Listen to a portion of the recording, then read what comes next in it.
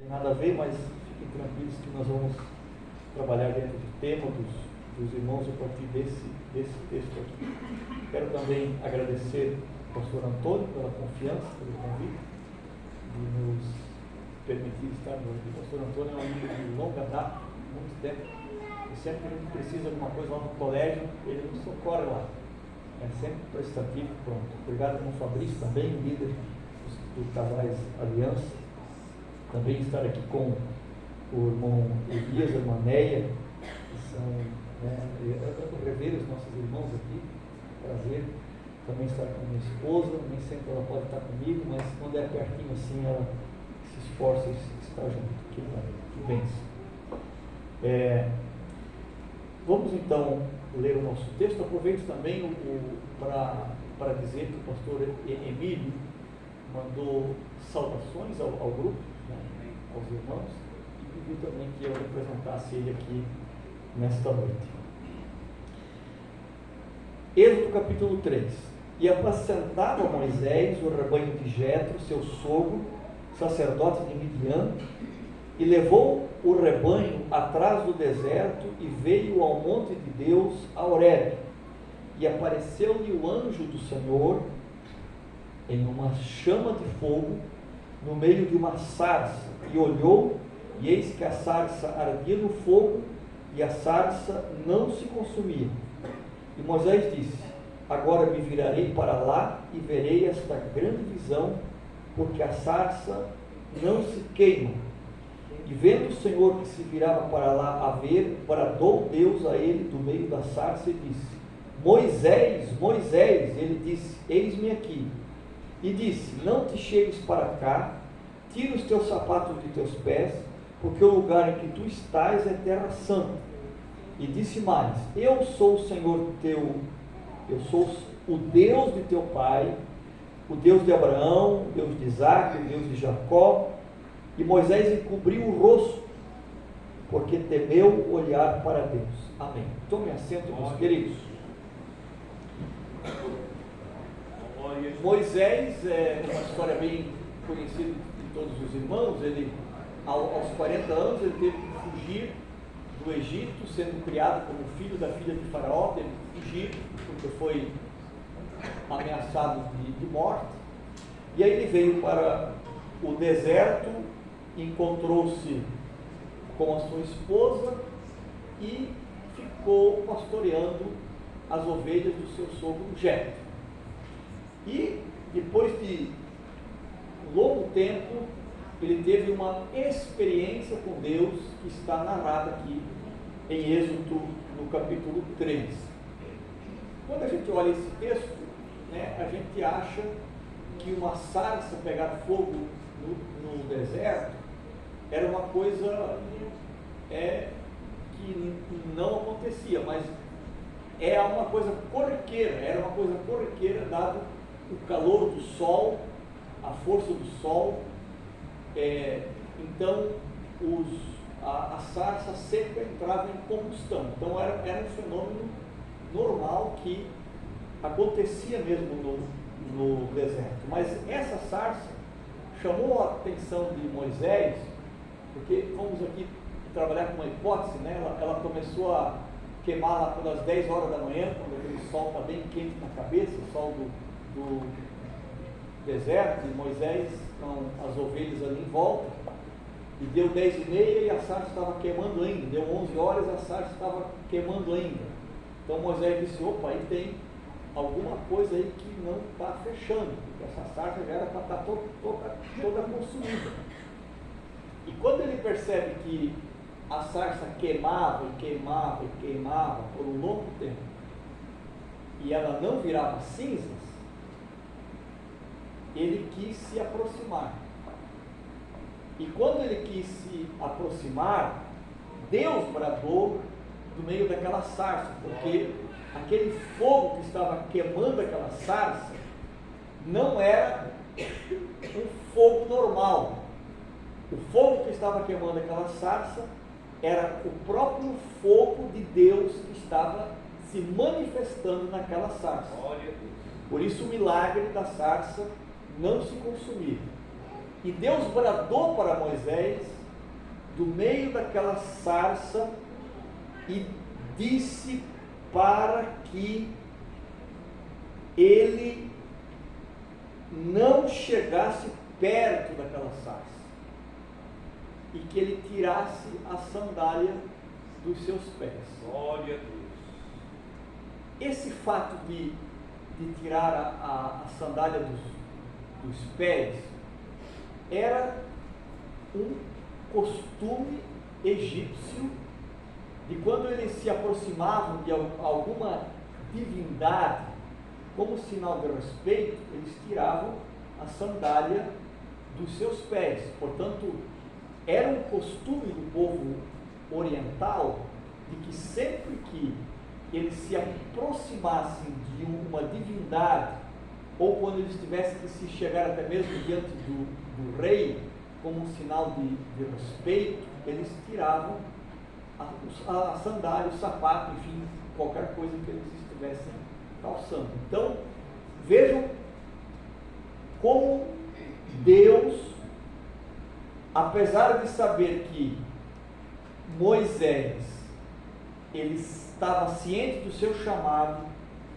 de que ele estava fazendo, ou tentando fazer, durante aqueles 40 anos que ele passou no Egito, ao menos no final, um trabalho para Deus, porque ele se sentia chamado, mas Deus também sabia que ele havia sido criado num contexto de deuses, e dentro daquele contexto dos deuses, Moisés aprendeu que reverenciar alguém precisava tirar as sandálias dos seus pés. E por isso que Deus então diz para Moisés: Moisés, você não chegue perto e tire a sandália dos teus pés. Isso despertou em Moisés uma reverência, um temor, porque ele imediatamente reconheceu o milagre daquela voz, que era a voz de Deus, reconheceu a presença de Deus naquele fogo, e isso causou um impacto em Moisés, de formas que ele imediatamente obedece àquela voz e tira a sandália dos seus pés como um sinal de reverência. Agora, o que isso aqui tem a ver com casais, né? Aonde entra aqui casais? Quando você conheceu a sua esposa, o seu esposo, havia muitas sarças, né? Vamos aqui dizer que as disponibilidades, quando a gente é solteiro, a gente chamaria de sarças, né? Havia muitas sarças, digamos assim, dando sopa, né? Como a gente diz aí, por aí, né? E você via várias sarças, mas teve uma sarça que lhe chamou a atenção. Uma sarça que era diferente das outras. Uma sarça que tinha algo a mais de milagroso. E mesmo que a pessoa é feinha como eu, mas a minha esposa viu um milagre em mim, né? Então, chamou a atenção. Teve uma sarça que lhe chamou a atenção. E por que ela chamou a atenção? Porque naquela sarça, a chama que ardia naquela sarça não era algo comum, porque a chama que ardia naquela sarça, ela era produzida pelo próprio Deus, e Deus permitiu que você se sentisse atraído por aquela chama diferente, por aquela sarça que era diferente. Deus estava naquela sarça, por isso que ela lhe chamou a atenção. Claro que você pode dizer, mas chamou atenção porque era bonita, porque falava bem, porque isso e aquilo, né? Ok. Mas é isso que Deus usou para chamar a atenção, para dizer, é esse, é essa. Mesmo que depois aquela chama, né, se apague e aquilo vire um arbusto queimado depois de velhinho, né? Mas é a sarça que Deus se manifestou. É a sarça que Deus se manifestou.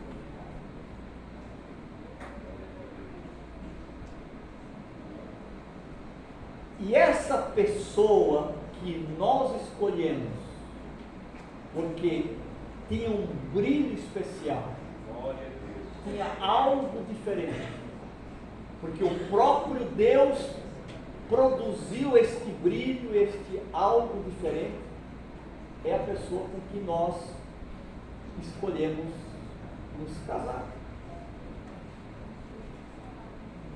É essa pessoa. E aqui que entra a questão principal desse texto de Moisés aqui, que nós lemos hoje,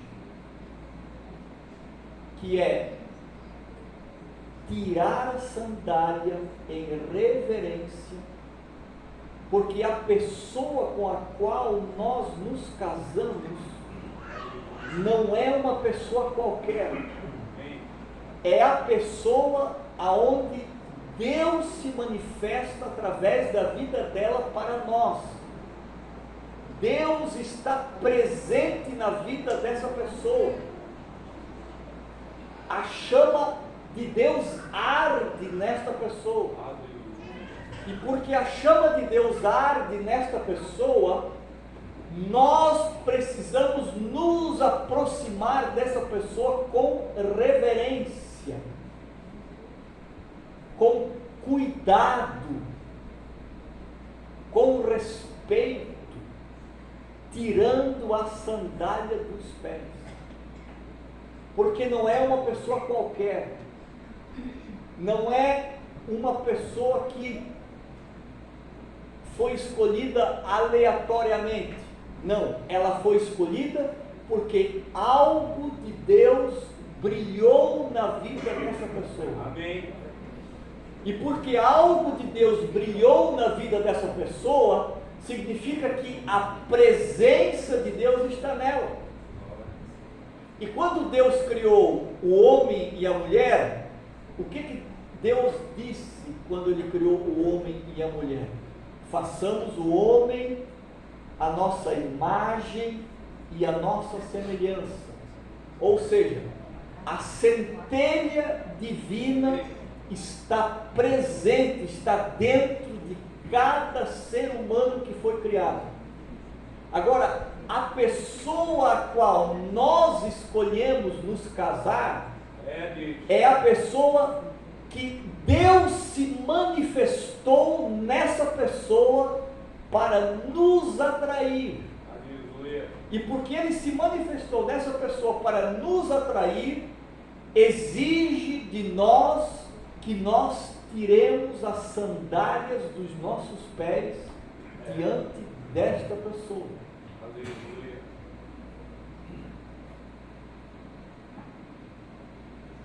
Por isso, meus queridos irmãos, quando nós nos dirigimos para o nosso esposo, para a nossa esposa, isso também vale para filhos, para pais, mas aqui o objetivo nosso hoje mais é casais, né? Quando nós nos aproximamos do nosso cônjuge, nós precisamos nos aproximar dele, dela, quer em conversa, quer em qualquer atividade, qualquer coisa que a gente faça, nós nos aproximamos dessa pessoa em reverência, tirando a sandália dos nossos pés.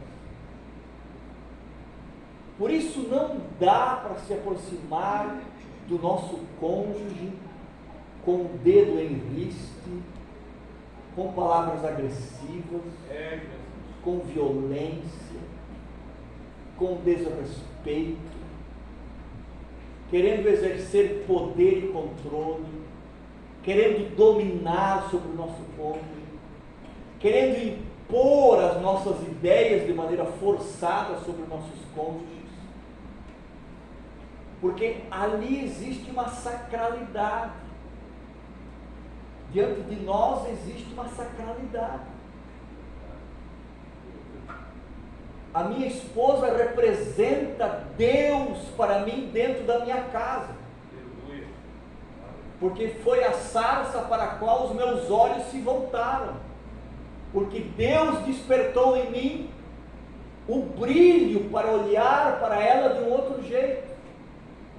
E se Deus despertou este brilho em mim para olhar para ela de um outro jeito, eu preciso olhar para ela como se estivesse na presença do próprio Deus. Por isso a reverência de tirar as sandálias dos seus pés.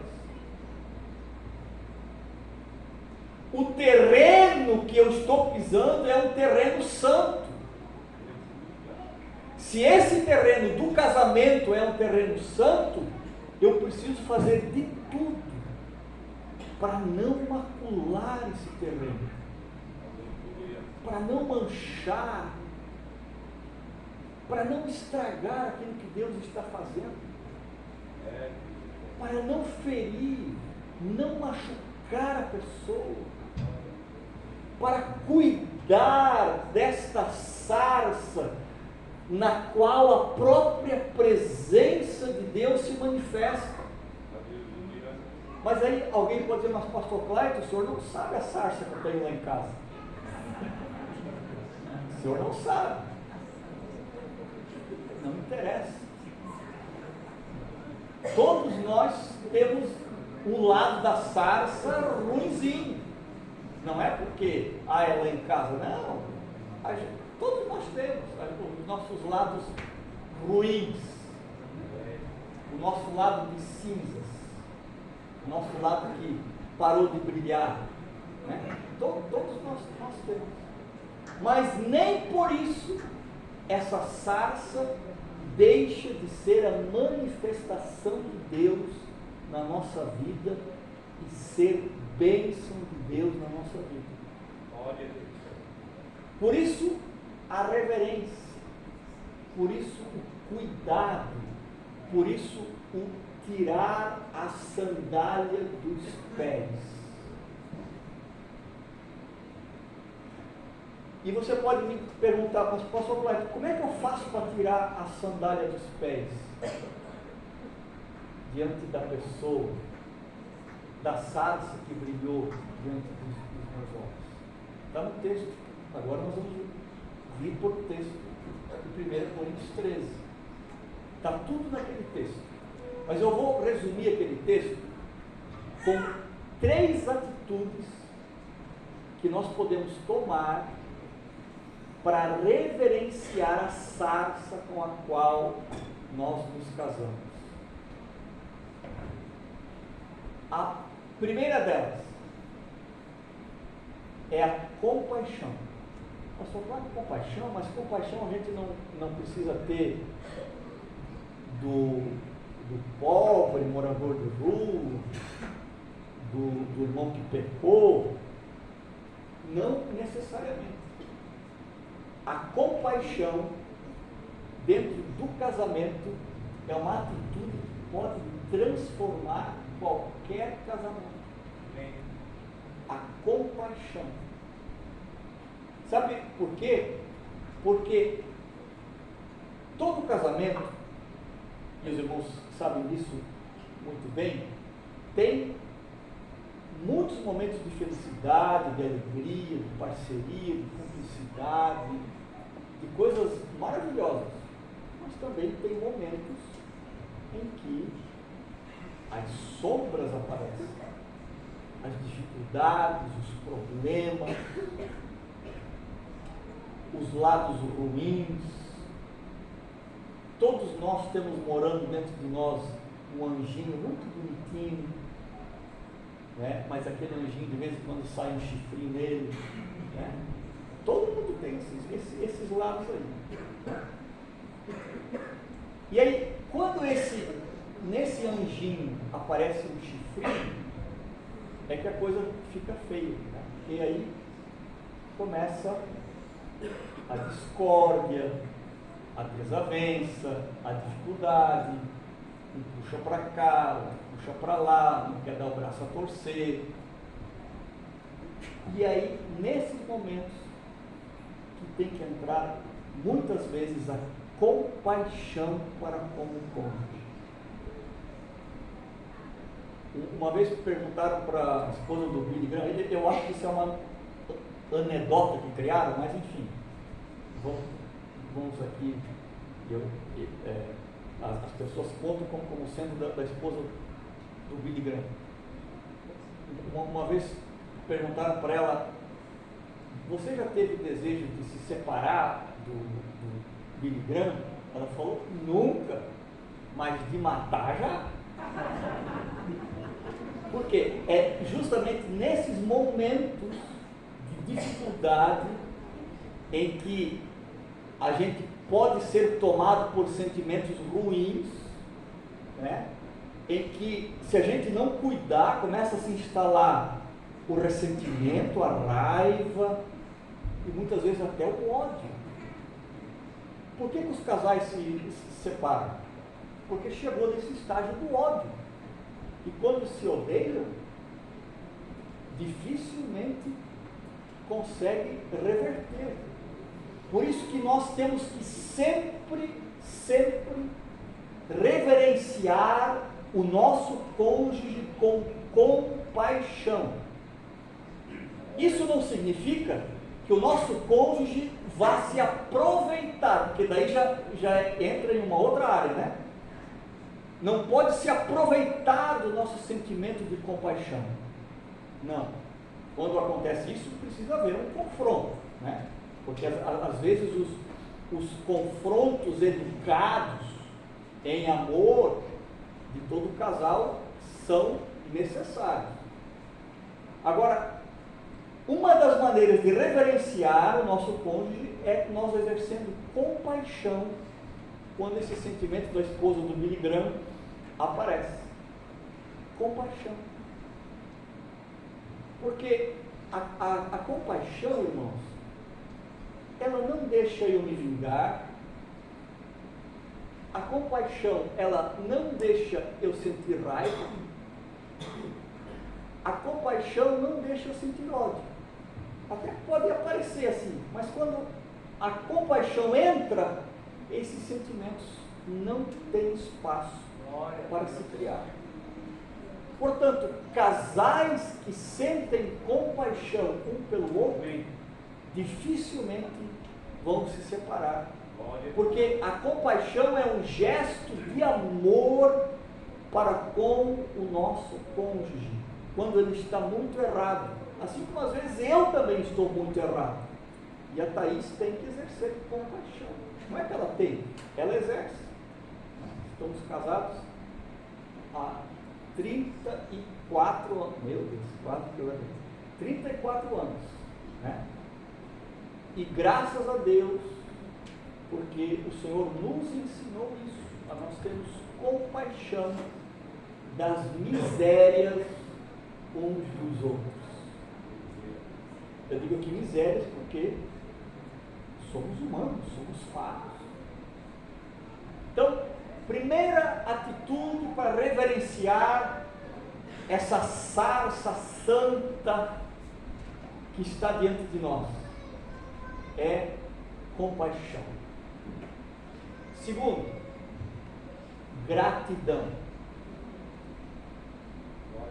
Uma das coisas mais extraordinárias na vida de uma pessoa é quando ela consegue ser grata pela vida da outra pessoa, pelas coisas que a outra pessoa faz, ainda que sejam coisas simples, coisas corriqueiras, banais, mas quando ela percebe E claro, a gente necessariamente não vai ficar falando o tempo todo, né? Obrigado, porque isso, aquilo. Mas eu estou aqui, se falar, ótimo, mas eu estou aqui me referindo a uma atitude do coração que é grata a Deus pela vida do nosso cônjuge, pela maneira como o nosso cônjuge é, pelo jeito de ser, pelas coisas que a pessoa faz, como ela se comporta. Claro que, volto aqui a dizer, todo mundo tem coisas ruins também, mas a gente pode aprender a voltar os nossos olhos para as coisas boas. É um exercício espiritual. Se nós queremos ser agradecidos a Deus pelo nosso cônjuge, a gente vai aprender a valorizar as coisas boas que o nosso cônjuge tem, e nós vamos aprender a minimizar as coisas ruins que ele ou ela tem. Isso é ser grato, porque aí sempre a sarça vai continuar brilhando, a chama da sarça continuará acesa, porque Deus está presente ali.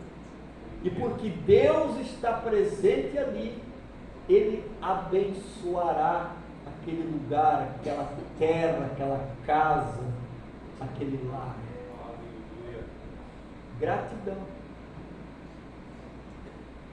Peça para que o Espírito Santo ensine você a ter olhos de gratidão. Jesus uma vez falou lá em Mateus capítulo 6, Jesus disse assim: se os teus olhos forem bons, os teus olhos já foram bons porque enxergaram a sarça um dia, né? Mas se os teus olhos forem bons, todo o teu corpo será iluminado, toda a tua vida será cheia de luz. Mas se os teus olhos forem maus, quão grandes trevas serão essas? Jesus falou isso. Então, é uma questão de treinar os olhos, de treinar o que a gente vê, de cuidar para que a gratidão seja uma dessas maneiras que Deus tem para nós reverenciarmos a pessoa com a qual nós nos casamos. E a terceira maneira de reverenciar. Notem, irmãos, que todas essas maneiras que eu estou dizendo aqui para os irmãos, elas têm como base a coisa mais importante que está presente em 1 Coríntios 13, que é o amor. Se eu amo, eu vou ter compaixão do meu cônjuge. Se eu amo, eu vou ser grato a Deus pelo meu cônjuge e vou aprender a agradecer também o meu cônjuge. Vou desenvolver no meu coração a atitude da gratidão para com o meu cônjuge. E a terceira? A terceira é aprender a servir o nosso cônjuge. E talvez essa seja uma das coisas mais difíceis, especialmente para nós homens, porque para as mulheres parece que é mais fácil servir, mas nós homens temos uma certa dificuldade em servir as nossas esposas. Como é que eu faço para servir? Ajudando ela nas coisas que ela precisa, e vice-versa. A mesma atitude que Jesus teve lá em João 13, quando ele está na última ceia. Quando Jesus está na última ceia, alguém era para ter lavado os pés dos demais ali. E, geralmente, lavar os pés era um trabalho do escravo.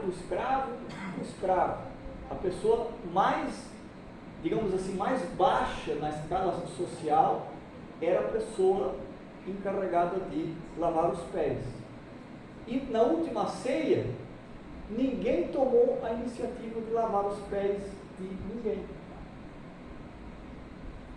E aí Jesus aproveitou a oportunidade, tomou a toalha e a bacia, ele que era o mestre, ele que era o superior ali, a autoridade máxima ali, ele fez o trabalho do escravo, do escravo, do escravo. Foi lá para lavar os pés, tinha que se ajoelhar diante do discípulo, né?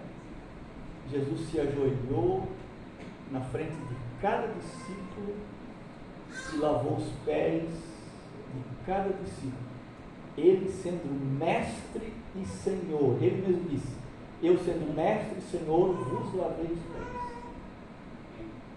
Ou seja, uma atitude de serviço.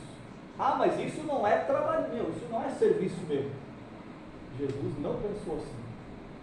Se Jesus tivesse pensado assim, ele não teria lavado os pés dos discípulos. Mas ele pegou a toalha e a bacia, se ajoelhou diante de cada discípulo e lavou os pés de todos os discípulos. Os pés empoeirados, porque a caminhada, naquele tempo que eles faziam, eram caminhadas longas, não tinha carro, não tinha bicicleta, não tinha ônibus, não tinha Uber, né? Então eles andavam a pé. Eram pobres, não tinham cavalo, nada, então tinham que andar a pé. E andar a pé naquela época, estrada empoeirada, sem calçamento como é hoje, o pé ficava imundo de poeira. E Jesus pegou cada um deles e lavou o pé deles. Mas percebam, irmãos, que essa atitude de Jesus lavar os pés, de servir os discípulos, essa atitude de lavar os pés não tem a ver só com limpeza. Jesus, com certeza, com suas mãos amorosas, ele pegou cada pé de cada discípulo, lavou sujeira, sim, mas com certeza ele também massageou os pés dos discípulos, porque quem anda bastante sabe que quando a gente anda muito, os pés começam a doer. E Jesus teve, o texto bíblico não fala isso, mas Jesus certamente teve também essa sensibilidade de massagear, de cuidar dos pés dos discípulos. E ele fez isso com cada um deles, com Tomé, fez com Filipe, fez com João, que era o discípulo amado. Já pensou que facilidade de lavar os pés de João, o discípulo amado? Mas ele também lavou os pés de Pedro, que logo em seguida Jesus sabia que Pedro ia negar Jesus. E Pedro não queria que Jesus lavasse os pés, porque certamente ele ficou com vergonha, né? E também Pedro pensou: se Jesus está lavando o meu pé, porque eu também vou ter que lavar o pé depois de alguém mais adiante, né? Então, não, eu não quero fazer trabalho sujo. A mentalidade de Pedro foi essa, por isso que ele não queria que Jesus lhe lavasse os pés. Aí Jesus disse: olha, Pedro, se eu não te lavar os pés, tu não tens parte comigo. E aí o exagerado Pedro: não, então quero que tu me dá um banho total. Pega shampoo, pega sabonete, pega a esponja e me dá uma esfregada geral aí. Não, só o pé tá bom, só o pé.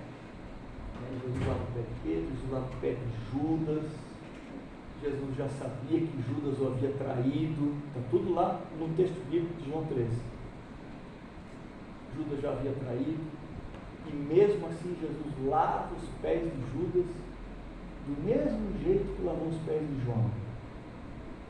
Jesus está lavando os pés de Judas.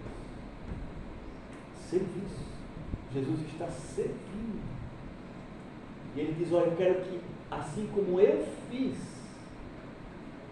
vocês façam também uns com os outros, lavando os pés uns dos outros. Lavando os pés uns dos outros. Os irmãos já pensaram que revolução acontece numa família que um aprende a lavar os pés dos outros, no sentido de servir um ao outro? Por exemplo, o almoço de domingo, tá? A família toda reunida, né? Vai ser aquela briga para lavar a louça. Não é briga para não lavar a louça. Vai ser briga para lavar a louça, porque todo mundo vai querer servir e lavar a louça. Eu lá em casa não tenho um prato, como eu estou o dia todo fora, muitos horários apertados. Domingo é o meu dia de lavar louça lá em casa. Eu lavo louça. Agora, já pensaram, irmão, se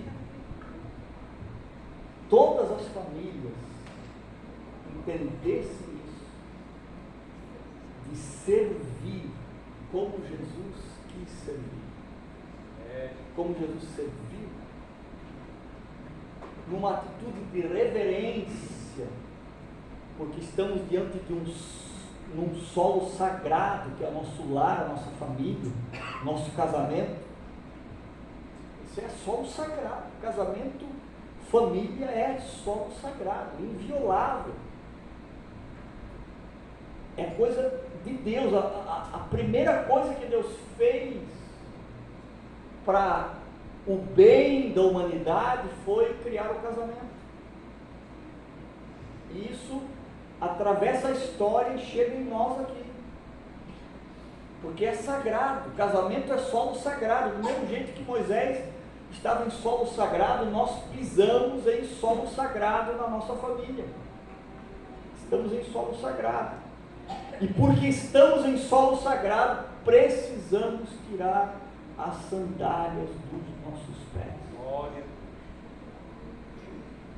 Ah, mas lá em casa eu que mando. Ah, porque lá em casa é diferente. Não tem nada disso. Simplesmente por ser solo sagrado, eu preciso tirar a sandália dos meus pés. Porque Deus está ali. Deus está presente na vida do meu cônjuge. E porque Deus está presente na vida do meu cônjuge, eu vou tirar a sandália em reverência. E sabe o que mais Moisés faz aqui, irmãos? Olha a tamanha reverência dele.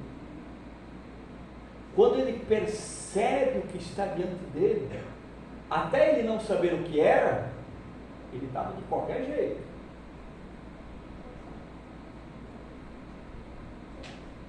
Ia se aproximando de qualquer jeito, com a sandália, meio esbaforido, mas quando ele entendeu, porque Deus lhe disse: Moisés, tu está pisando em solo sagrado, cuidado, tira a sandália do teu pé. Quando Moisés percebeu quem estava diante dele, o que estava se manifestando, ele não só tirou a sandália, mas ele encobriu o seu rosto. Aleluia. Ele tapou o rosto. Glória a Deus. Não, Deus. Aleluia. Que extraordinária experiência.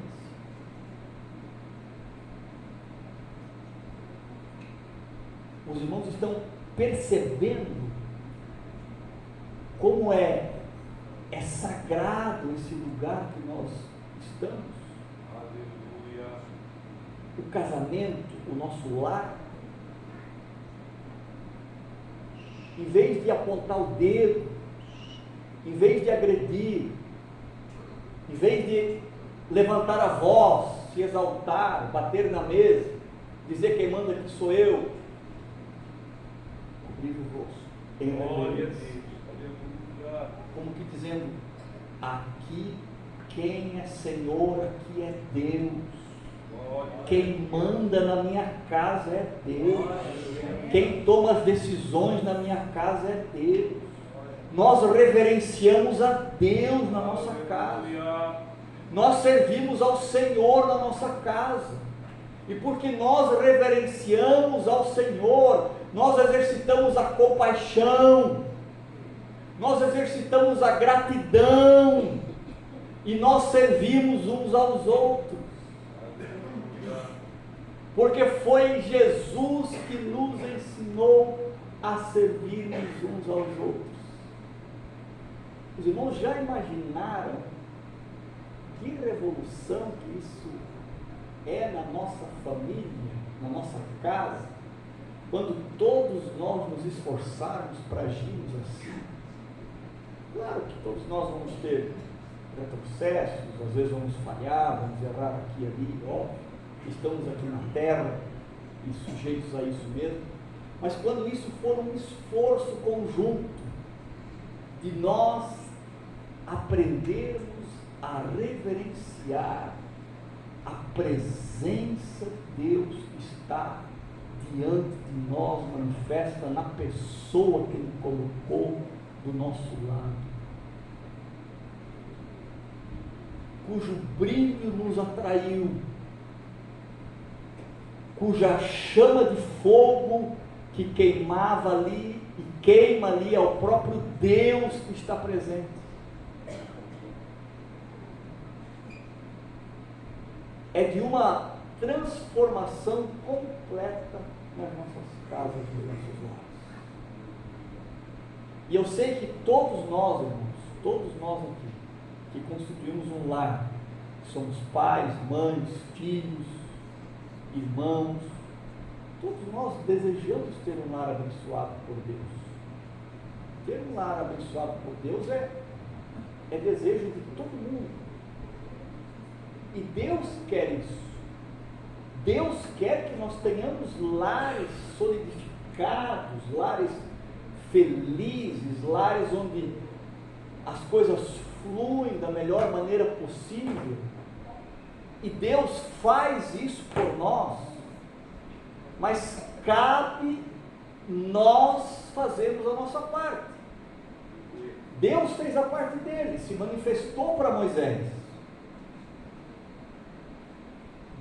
Foi Deus que tomou a iniciativa de se aproximar, não foi Moisés, foi Deus. E a manifestação foi tão forte, tão evidente, que Moisés sentiu-se atraído por aquilo ali, mas ele tomou a atitude da reverência, de tirar a sandália, de cobrir o rosto, para chegar o mais perto possível daquela manifestação divina que estava ali. Portanto, Deus está presente no nosso lar. A chama de Deus arde em cada família, está presente. Talvez alguém não veja, talvez alguém veja como uma coisa normal, corriqueira, mas a chama divina está ardendo dentro das famílias. Glória a Deus. Porque família é negócio de Deus, é invenção de Deus, é criação de Deus. Mas cabe a cada um de nós tomarmos a atitude da reverência,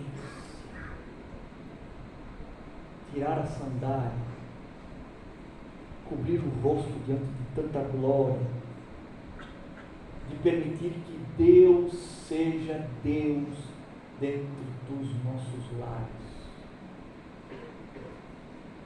Isso parte da nossa consciência ser despertada para isso. Como eu falei, Moisés ele estava vendo, ele tentou chegar perto, ele achou que era normal, mas ele reverenciou a partir do momento que Deus fez ele entender o que era aquilo. Ou seja, é uma atitude racional. Temos que refletir sobre isso, temos que pensar sobre isso. E Moisés pensou e tomou a atitude certa. E o mesmo exercício precisamos também fazer nas nossas casas. E nos fazer essa noite a pergunta: será que eu estou reverenciando meu cônjuge? Eu estou reverenciando meu esposo, minha esposa? Estou reverenciando meus pais? Estou reverenciando meus filhos? Eu estou sabendo exercitar compaixão? Sabendo exercitar gratidão? Sabendo servir? É uma pergunta que nós temos que fazer.